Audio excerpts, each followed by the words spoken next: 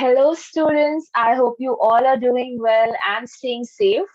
My name is Suhana Ghosh, and on our very fun journey of learning about types of sentences based on structure, today I'm here to teach you about complex sentences. So let us go ahead, buckle up, and see what this is about, right? So, what is a complex sentence? So, a complex sentence has at least two parts, one that can stand alone and another one that cannot. Now, the part that cannot stand alone is linked to the rest of the sentence by a subordinating conjunction. So let us see how this works in a sentence, which is called as a complex sentence in reality, right? So we'll use an example and see what this is about. Now, here is a sentence. Since my friend and I wanted to have fun, we went to the club yesterday. Now, let us just break down the components of this sentence and understand what terms are used in which places, right? So, ooh, okay, right. So, since my friend and I wanted to have fun, we went to the club yesterday. As you can see, the red one is your subordinating conjunction. My friend and I wanted to have fun would be the part that cannot stand alone. We would be a subject, and went to the club yesterday would be a predicate. Now, as I've mentioned in the previous videos, my friend and I, the words that are in blue color are actually your subject. The parts that are in green will be your verb, and the pink ones would be your predicate.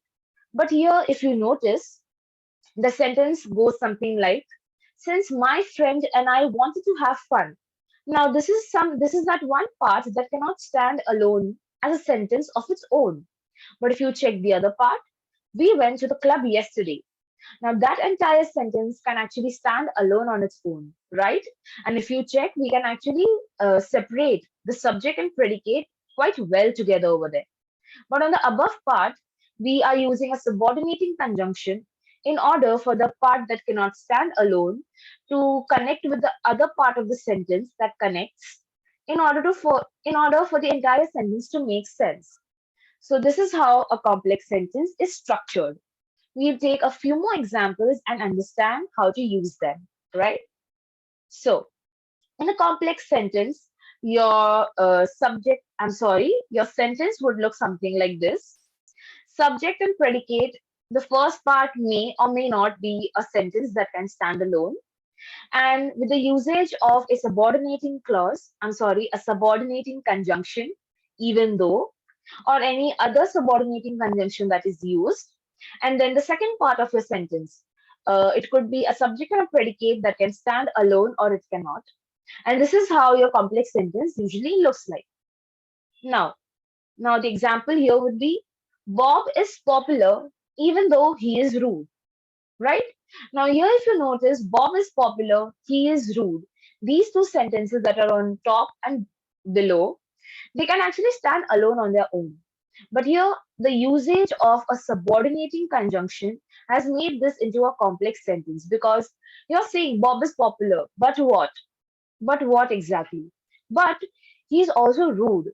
So, for it to make sense, we are using a subordinating conjunction and connecting it like that, as you can see on the screen. So, what are subordinating conjunctions, right? So the most subordinating conjunctions are, which are usually used in a complex sentence, would be after, although, as, because, before, how, if, once, since, than, that, though, till, until, when, where, whether, and while. Now I know it's a lot of words, and if you want, you can just take a screenshot of it so that you can remember what they are. But it's quite helpful and you can use them in your sentence to make it sound a little complex, right? And this is also how you can identify a complex sentence because it contains your subordinating conjunctions. So there's another example which we just used before. Here, see, Bob is popular even though he is rude. Now, Bob is popular is your independent clause because it can stand alone for itself, but he is rude. Like it would depend on something. Like you can't just state that this is something without having a prior reason, right? So the reason here is Bob is popular even though he is rude. So the second part of your sentence is actually dependent on the first part. It can stand alone, but in this part of your sentence, the first part wouldn't make sense unless you have a dependent one accompanied by it. So for your entire sentence to make sense, it will require that one part that is dependent and the other part that is independent so that it can come together with a subordinating conjunction. Now see another one. It's the same sentence, but your subordinating conjunction is shifted in front. So even though Bob is rude, he is popular. So even though Bob is rude, that part would be a dependent clause, right? It wouldn't make sense because your sentence is just abrupted in between. So the second part which says he is popular, that becomes a independent clause. And this is how your complex sentence works.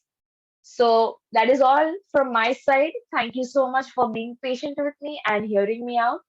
I hope you all understood what I had to teach about complex sentences today. And with that, I hope you all stay safe and stay at home. So bye students, that's it from my side. Take care.